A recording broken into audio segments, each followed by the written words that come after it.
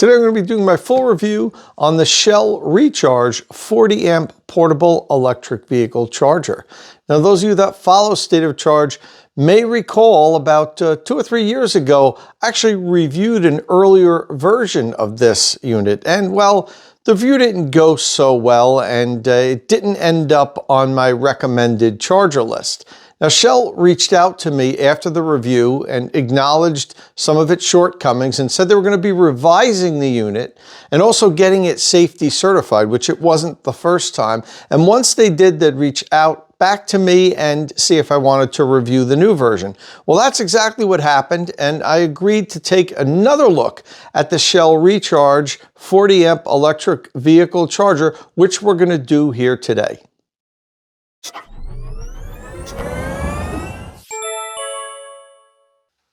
So first, let's open the box and see what comes inside.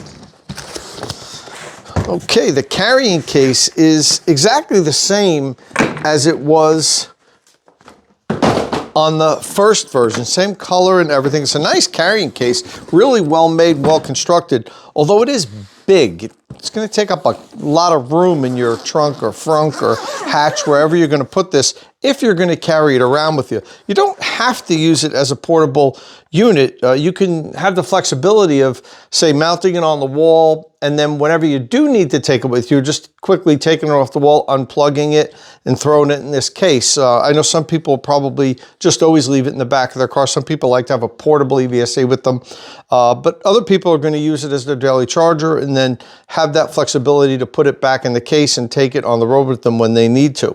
Okay, so we have this zippered pouch on the cover. That was the same as what we had on the first version. And this is the owner's manual. Set that out here. Okay, and let me see here. I remember there were some Velcro straps on the first one also to remove the unit. Okay. Well, it looks mostly the same. Connector looks a little different. Connector's definitely different. Let me get rid of all this stuff. Whoa. All right.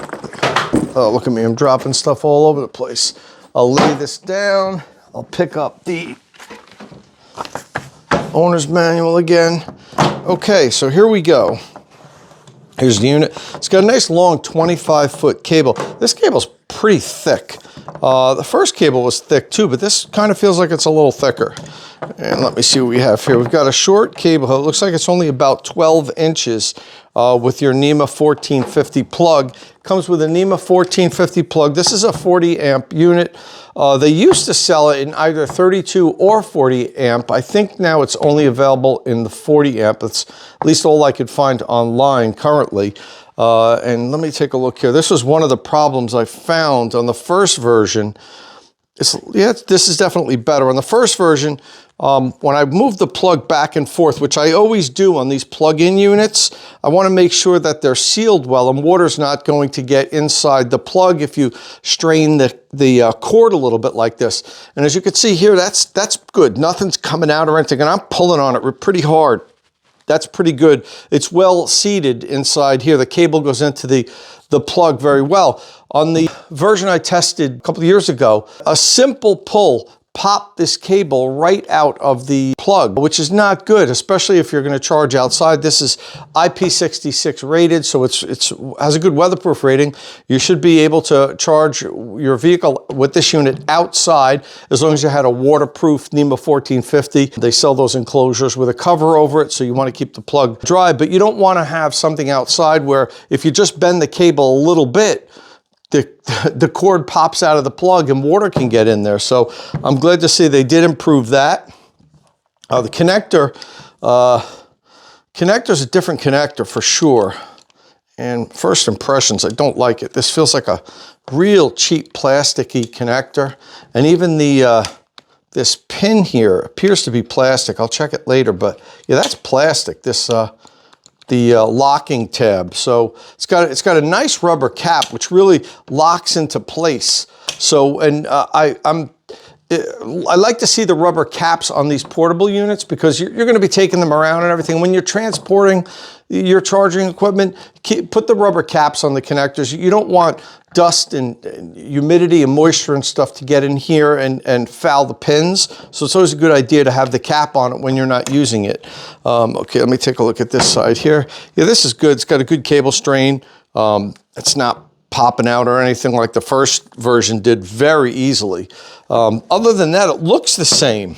I think this color is a little bit different, but it looks the same. It's got these two buttons on the front, which the previous version had also, and one is to set a delayed timer, and the other one is to reduce the output that the unit can put out. It's a 40 amp charger, but you can reduce that to 32 amps, I believe 24 amps, and 16 amps. So it's, you know, you can knock that down a few levels if you want to charge slower. If you don't manually set it to charge at a lower rate, it's going to automatically detect how much current your circuit can provide and deliver the maximum current that the circuit can provide. If you just plug it in out of the box, it's set to automatic mode, but you can lower the output amperage. You can override that and put in manual mode, which we'll go over a little bit later. Okay, well, that's my first look. A little bit different than the previous version. I like the fact that they've improved the connections here where the plug is. Don't really like this new connector. It kind of feels very cheaply made, but we'll see later on. We'll do our drop test and all that stuff with it. But before we jump into the review, let's take a look at the Shell Recharge 40 amps key features. Okay, the unit costs $279. The dimensions of the body of the unit are 2.5 inches by 10 inches by 4 inches, but the dimensions of the carrying case is 20 inches by 16 inches by 5.5 inches.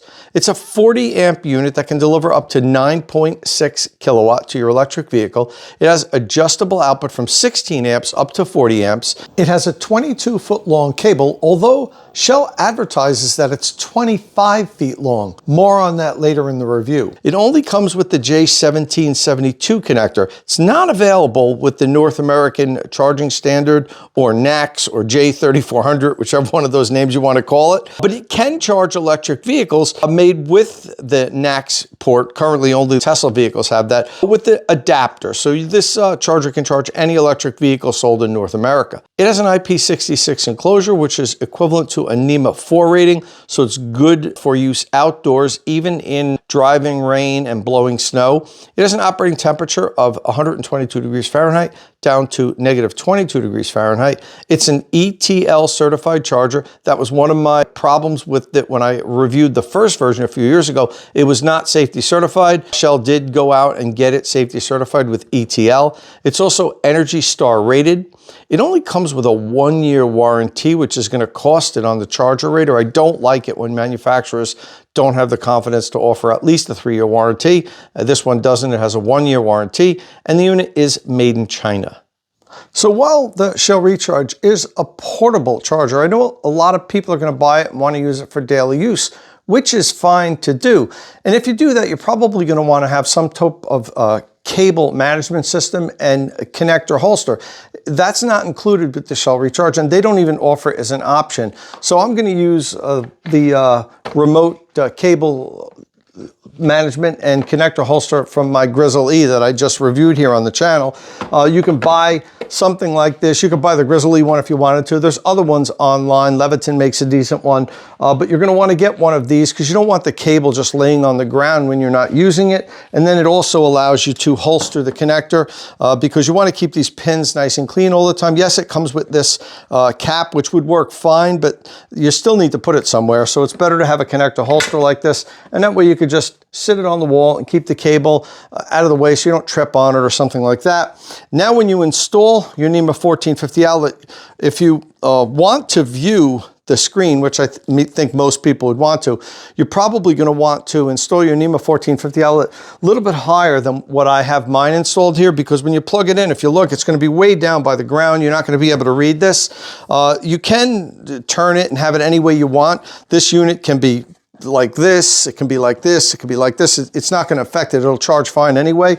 So what I'm going to do here is plug it in and bend the cable over a little bit, and then I'm going to hang it on, I have this slot wall system here for my reviews. There's a little hole in the back of the recharge, and there's only one hole, so it's made to put, like, say, one screw in the wall or somewhere and hang it on it. I wish there were two so it didn't, like, swing back and forth, but I'm going to just sit it on here for the purpose of our viewing, and it's sideways. I could still read this here, which is fine, but I would still probably have it mounted lower if I was using it for daily use.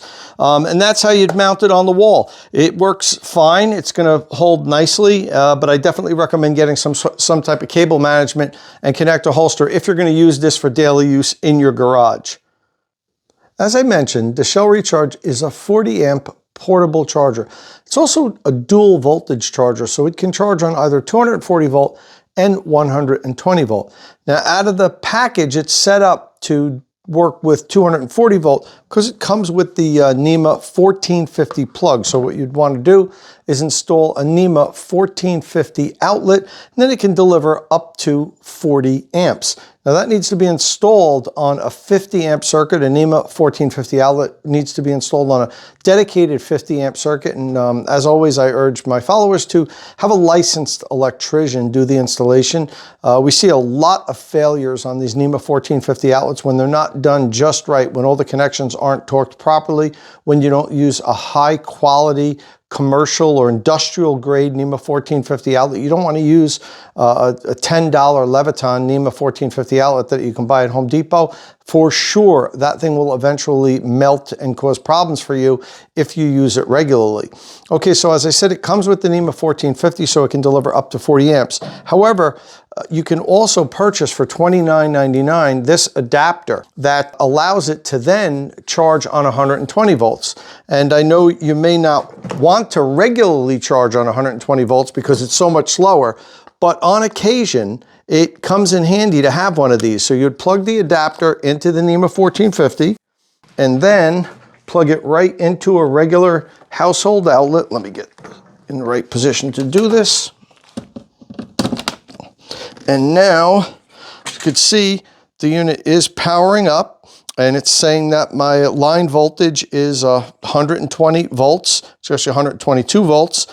So you can actually use this as a level 1 charger if you want to. Now, why would you want to do that? Well, I know a lot of people that might have second homes down the shore or a winter cabin, and they don't have a level 2 charger there, but they drive up there and they plug into a 120 volt source, and the car's parked for a couple of days, so they don't care, and it gets them fully charged. And you're only going to get somewhere between 2 and 4 or 5 miles of range per hour charging on a level 1 source. So it's really slow charging compared to when this is plugged in and delivering 40 amps, you're going to get somewhere between 20 and almost 50 miles of range per hour. So huge difference, but if all you have is a 120 volt outlet and you're going to be there for a while, it's not bad to get this adapter. Now, unfortunately, this used to be standard equipment with the Shell Recharge. When I reviewed the unit a couple of years ago, this came in the package. You got it for free. Now, the unit cost a lot more. So I think as a way to offer this at a lower cost, now it's optional, which isn't a bad price deal because some people just don't want this, so why force them to pay for it? But I think it's a decent idea if you think that you're going to get this unit, if you think that you might at some point in the future need to charge on 120 volt, pick this thing up and throw it in the carrying case, and you're good to go. Whether you run into a 120 volt outlet or a NEMA 1450, you'll be ready to charge. Now, the one thing I do want to note when you're charging on 120 volt, this configuration now is no longer waterproof. This plug-in here will allow water to get in there. So while the unit is NEMA 4 rated and good for outdoor use, that's when you're using it with the NEMA 1450. And the NEMA 1450 is being plugged into a watertight or water-resistant outlet. And then that protects the plug. But there's no way to protect this. Even if this was a water-resistant NEMA 515 outlet, this wouldn't be water resistant. So, you know, you're not supposed to use this outside in inclement weather. I guess if you really had to, wrap this really good with plastic and tape it up and elevate it so it's not laying on the ground. I'm not recommending you doing that. I'm just saying in a pinch if you really had to. But this really is not meant for outdoor use when you're using it with the NEMA 515P to NEMA 1450R adapter.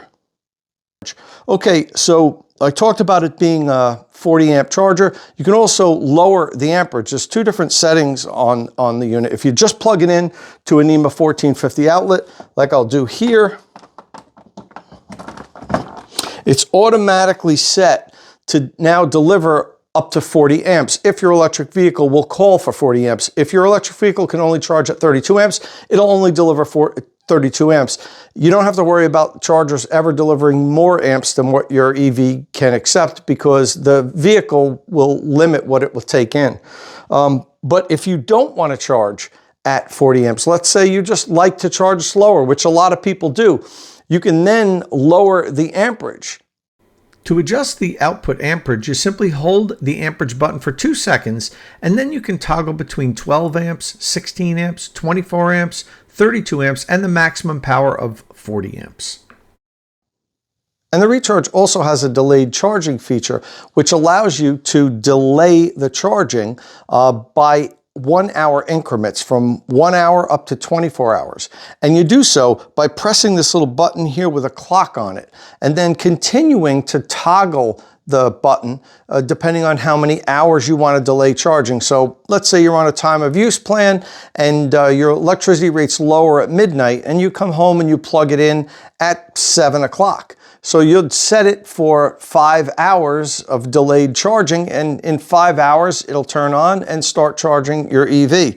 Now, unfortunately, you do have to reset this every time you use it. It doesn't hold that setting, so it's not quite as good as a smart charger where you can just set the delayed charging feature and it'll always charge at that time when you plug in. This is kind of you know, semi-smart, but you can delay the charging. You just have to do it every time you plug in. State of Charge is powered by Qmerit. After I've helped you decide which electric vehicle charging equipment you're going to buy, follow the link in the description of my videos and let the EV charging installation professionals at Qmerit install it. It's also nice that the Recharge has this little display screen here, which gives you some valuable information. On the top left corner of the screen, you can see here it has the internal temperature. On the top right side here, that's the line voltage that you're hooked up to. Currently, my house is running at around 236, 237 volts. It has the time that the vehicle has been charging for. It's not plugged in and charging right now, otherwise it would show you how long the vehicle's been charging for.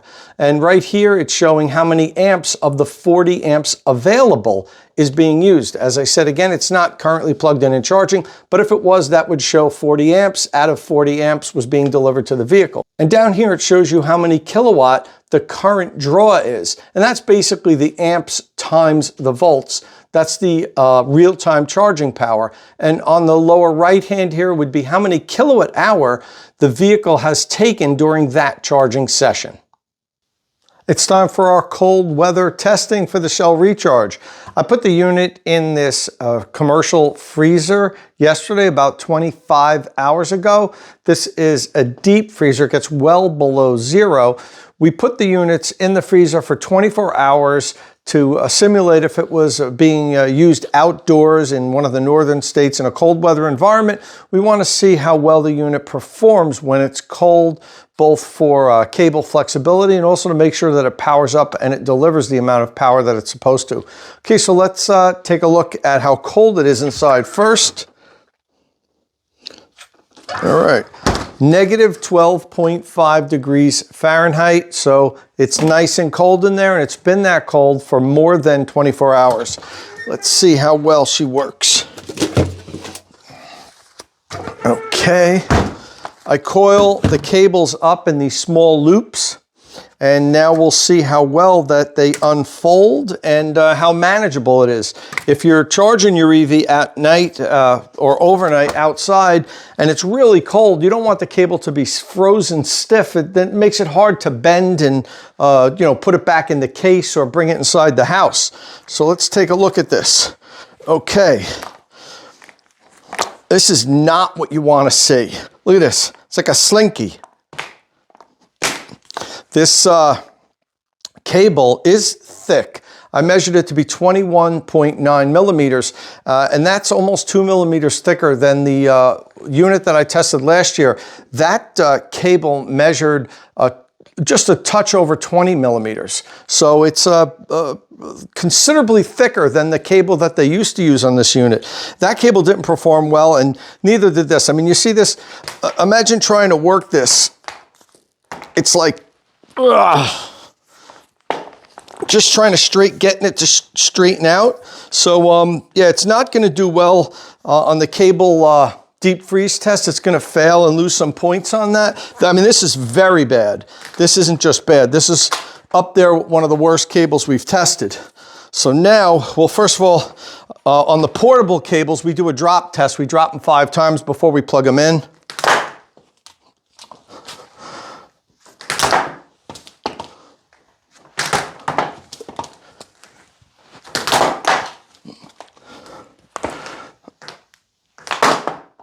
All right, now I'm gonna plug it in, see if she powers up. I actually bent one of the prongs a little bit, just a touch. And let me see if I can get this on my holder here. It's so bent, so tough. Yeah, I can. It is powering up, which is good. And now let me see how this cable works. Well, okay, well, we'll do the connector drop test now.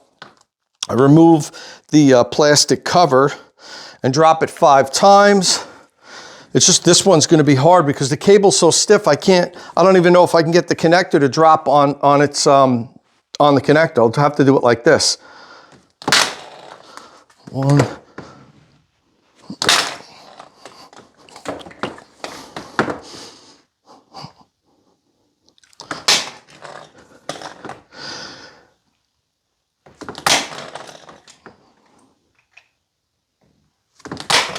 Okay, so, I mean, as you can tell, the cable is still incredibly stiff. And this has been in the garage here is over 80 degrees. It's just starting to thaw out a little bit, but this is really, really thick. Let me take a look at the connector. No damage, no scuff marks or anything, held up well. I don't love this connector. I mentioned it earlier. It's very plasticky. There's no rubberized grip. I don't like this push button here. And the fact that the tab on the top here, this is plastic, which, you know, I would imagine if I drop this straight down, like I did once when I was doing the connector drop test with the Autel unit, I'm pretty sure that would break if this landed straight on it, being cold and plasticky. It passed the connector drop test. The last cold weather test we do now is to make sure that the unit delivers power. So I'm gonna pull my brand new Chevy Equinox EV into the garage. I just got it like 2 days ago, and make sure that it's delivering the correct amount of power.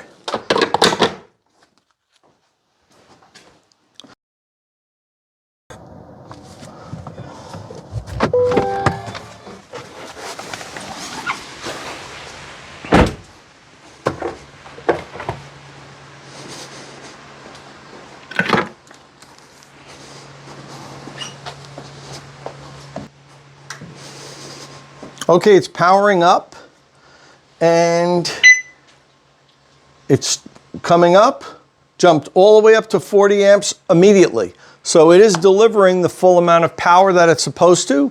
So what we have with our cold weather testing is a pass on the cold weather power up and unit drop test, a pass on the connector drop test, but a fail on the cold weather cable performance. And that's going to cost it some points on our Charger Rater score. Next up, it's time for the automatic restart test. I have the unit powering my Chevy Equinox EV, delivering the full 40 amps of power. I'm now going to turn the circuit off, wait about a minute, then turn the circuit back on. What I want to see is that the charger powers back up and then re-engages the vehicle and starts charging it again.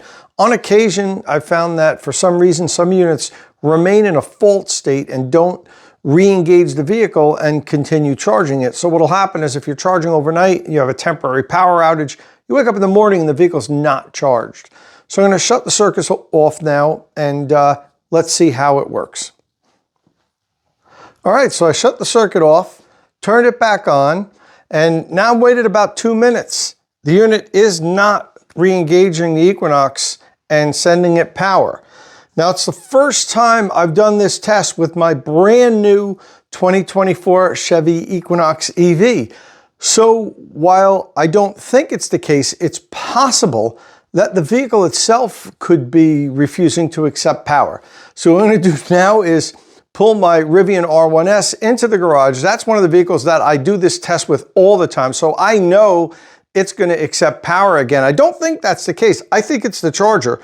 I don't think it's the vehicle, but let's first wait about 5 minutes. Maybe the recharge takes a little while before it will re-engage and start charging. But as of now, let me see, about 2 or 3 minutes in and nothing. It's not delivering anything. I'm going to wait about 5 minutes here. If it doesn't start charging, I'm going to pull the R1S in the garage, repeat this test with the R1S, and we'll see if in fact the recharge has this flaw where it won't restart charging your electric vehicle if you have a temporary power outage. All right, so no, the Shell Recharge didn't begin recharging my Chevy Equinox even after I let it sit for about 5 minutes.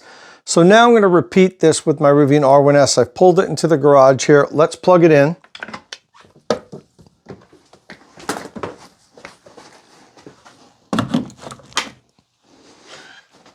Okay, charging. I want to make sure it gets up to 40 amps, 10 amps.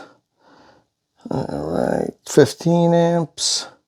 Yeah, there it goes, 20, 24. Okay, so I'm going to let it charge for a minute or so and then go shut the circuit off, do the same test again. I've done this with all of the chargers we review here, and I've used the R1S quite a few times, so I know there's no issue with the R1S with accepting power once there's been a power interruption. The Equinox is brand new. I just got it. It's possible that there's a glitch within its electronics, but I know that's not the case with the R1S. So let me go shut the circuit off now. We'll repeat this. We'll see if the recharge begins charging the R1S once power is restored.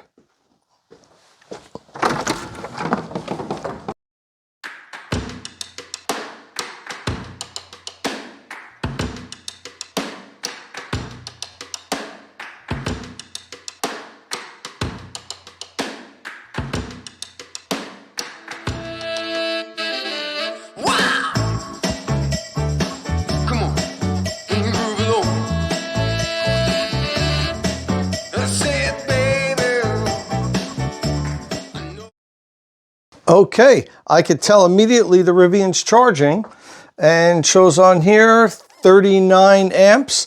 So it was a problem with the Equinox. It was not the Shell Recharge. The Shell Recharge is re-engaging the Rivian and charging it. So I'm not going to take any points away from the Shell Recharge. It's possible that there's something with the GM Ultium system that prevents the charger from reinitializing a charging session if power is cut abruptly. I will follow up and do this test with some of the other chargers here in the State of Charge Garage with the Equinox to see if it's just a compatibility issue between the Shell Recharge and the Equinox, or if it's just the Equinox in general has an issue with that when you have a power interruption. But if you do happen to be one of the few people that already got a Chevy Equinox EV and you own the Shell Recharge, understand that there's some sort of a glitch now, and if you have a power interruption, it won't re-engage the vehicle and continue to charge. You'll wake up and you won't be charged. And finally, our extreme heat test.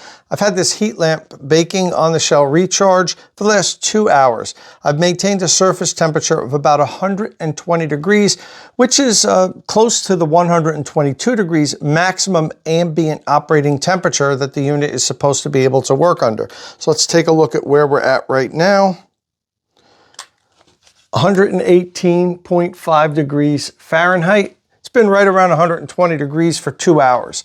What I'll do now is leave the heat lamp on the shell recharge. I'm going to plug in the electric vehicle that I have here. I actually have a Lucid Air on loan this week, lucky me, to do some testing. So I'm going to plug the Lucid Air in and let it charge for 2 hours. And I'm going to make sure that the recharge continues to deliver the maximum amperage. It's set to deliver the full 40 amps for the whole 2 hours, and that there's no derating or shutting off or anything like that.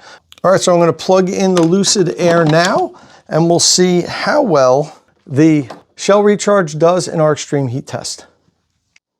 So I just unplugged the Rivian after charging for 2 consecutive hours, and for the entire time, the unit was delivering between 8.5 and 9.5 kilowatts. That's really basically because of the voltage in my house is a little bit low now. In the summer, the voltage sags a little bit. It's not up at around 240. It's usually around 220 or so. The unit delivered as much power as it could for the full 2 hours.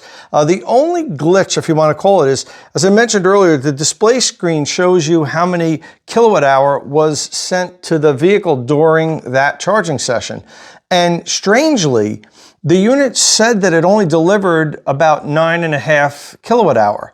And it really delivered twice as much as that. And I can tell from the Lucid itself because of the state of charge increase, and also the fact that the Lucid said that it added 79 miles of range during those 2 hours, which is what I would expect with a 40 amp draw the whole time. So the vehicle did get the full 40 amps for 2 continuous hours, but this display screen here, it was incorrect in what it sent to the vehicle. It could be because of the intense heat. Now, inside the unit, the internal temperature, the display says it's 145 degrees. The outside temperature here is 138.5. So it's possible that the fact that it was so hot and baking the innards that it just doesn't send a correct signal to exactly how much power is being transferred. I don't know, I'm reaching here. But that display is definitely wrong. This delivered probably somewhere between 17 and 18 kilowatt hour to the Lucid over those 2 hours. So the unit gets a pass. It passes our extreme heat test, but you have to keep an eye on what that display shows because it's not always going to be accurate. So I've been using the shell recharge for about 2 weeks now on all of my electric vehicles, my new Chevy Equinox, my Ford F-150 Lightning, my Rivian R1S, and also the Lucid Air that I have on loan for the company to do some testing. And it's worked fine. I tried the power derating where I could lower it down to 32 amps or 24 amps, 16 amps. Worked fine every time. It will only deliver the amount of power you derate it to. So I don't have any problems with that. I even tried the delayed charge feature and it works just fine. No issues with that. The one thing I will point out that was a little disappointing to find was I always measure the cables on all the chargers just to make sure that the companies are being honest, and they nearly always are. But I found a little bit of a discrepancy with the shell recharge. The ad for it says that it has a 25-foot cable. I even mentioned that when I initially did my key feature portion of this video. I had to go back and edit that out. But when I was charging vehicles in my garage, I noticed it kind of didn't seem as long of a cable as I'm used to when I have a 25-foot cable. I know how far the cables reach in my garage. And there were a couple times where I had to like back the car up a little bit. So I'm like, this just doesn't seem right. Let me make sure it is indeed 25 feet. So I stretched it out along my garage floor, and lo and behold, the entire unit from the plug to the end of the connector is only 24 feet. Now that's not how you typically measure the charging equipment, at least not how most of the companies I deal with measure it. When they say we have a 25-foot cable, they mean from here to the end of the connector. That's the cable, not the unit. The cable itself, if you eliminate the body of the unit and the plug, is only 22 feet from the where it comes out of the body to the end of the connector. So this really has a 22-foot cable, although Shell advertises as having a 25-foot cable. And it's not like they just made a mistake with the lead marketing. If you go down to a lower section where you could purchase it, there's a Q&A. And one of the questions is, you know, what improvements did you make over the first generation to the second generation? And they lean in onto the fact that, well, we improved the cable length and now it's 25 feet long. So that wasn't a mistake, but it is a misrepresentation. The actual cable on this unit is 22 feet, including the connector. But if you want to stretch it from the plug all the way to the end, then it's 24 feet. But that's just not how you measure these units, because you can't have it plugged in and literally stretched in a straight line to your car. So that's a mistake there. And it's going to be on one of my misses at the end of this video. Okay, and so talking about the end of the video, that's pretty much it for the review. It's not a bad unit. Actually, this is an improvement over the first generation. They could have done a better job with the cable, in my opinion. They could have had a more flexible cable for cold weather areas. But if you live in a warm weather area, it really doesn't matter. It's fine for that. It's just thicker than it needs to be, and the outer jacket is very plasticky. It's not rubberized, so it doesn't bend very easily. I'd like to see them put a little bit of a nicer cable on this for my use, but it's fine for a portable and even a semi-portable, one that you use to charge your EV every day. There's nothing wrong with this unit. I think it's a pretty solid piece. And you know, my first time I did the review of the Shell Recharge, I said it was not recommended. I couldn't recommend it from the issues that I found on it. This one here I could recommend. I think it's a fine unit at a decent price for a portable dual voltage charger. Okay, so all that's left now is to head over to our ratings. And for that, we're going to first do our point-based rating system on the Charger Rater. So in the cost and value category, it's going to get 2 points for cost because it's under $300. And as far as value goes, I'm not going to give it any additional points because I think it's an average value for what you get at $279. It's going to finish up the cost and value category with 17 points.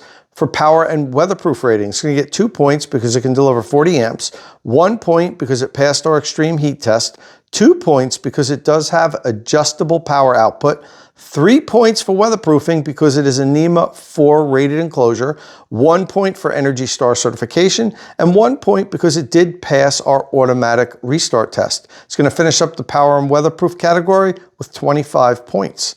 And for construction and durability, it gets 2 points because the cable is longer than 20 feet. Now, we just talked about the cable length. I'm only going to give it 22 feet, but on the Charger Rater, if it's longer than 20 feet, it gets 2 points. For cable pliability, I'm going to take away 2 points. Even though our basic system just says poor is -1 point, this was very poor. And it's not the first time where I'll either add an extra point or deduct an extra point if something is very bad. And this is a very bad cable for cold weather applications. Okay, for robust construction, it's an average construction, no points there. Connector cover, yes, it has one, 1 point. And for connector holster, does not have a connector holster, doesn't come with one, doesn't offer one. Yes, you can buy one from third-party suppliers, which I recommend if you're going to use this for daily charging, but Shell does not offer any type of cable management system or connector holster. So it's going to finish the construction and durability category with 15 points.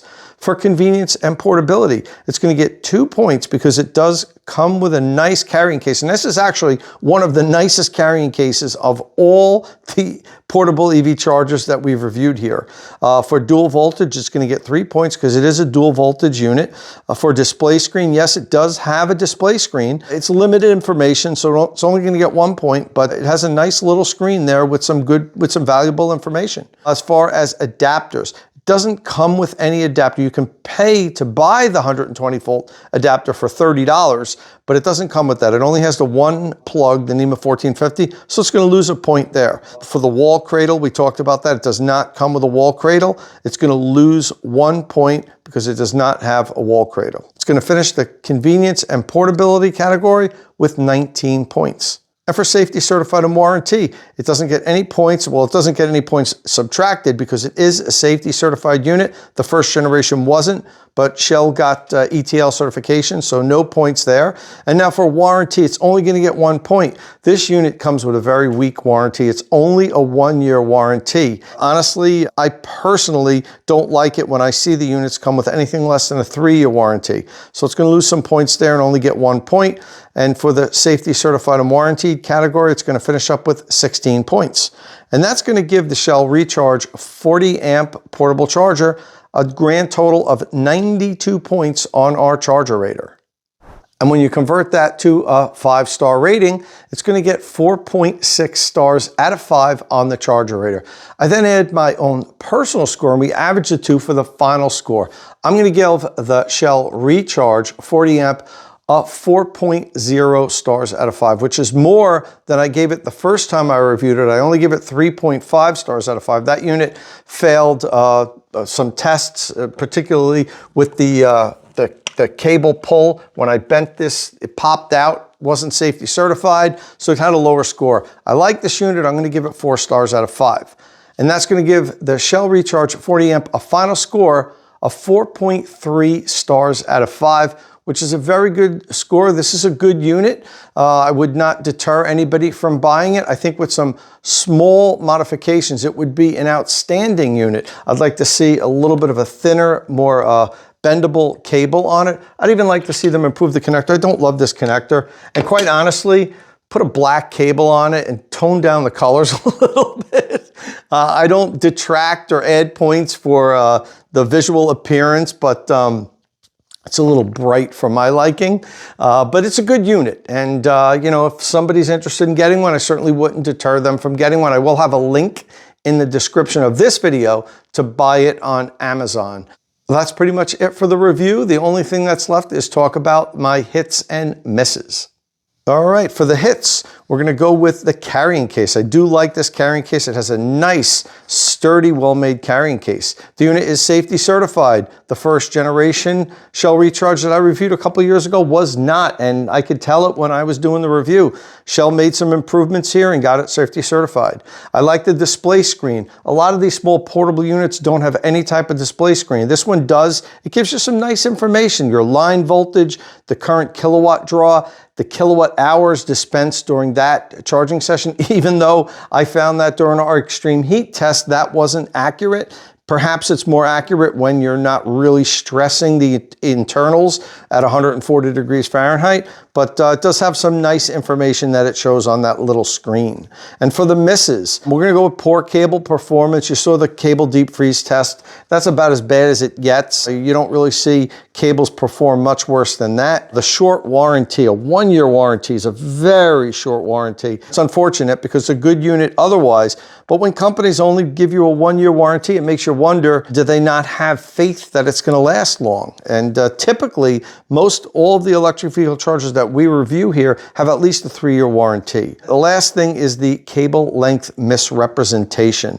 I don't like the fact that they lean in heavy with the fact that it's a long 25-foot cable when it's really only 22 feet. If you want to count the entire unit itself, the charger and the plug, then it's 24 feet. But there's no way you can make an argument that this is 25 feet. So that's a big miss there. That's inexcusable as far as I'm concerned.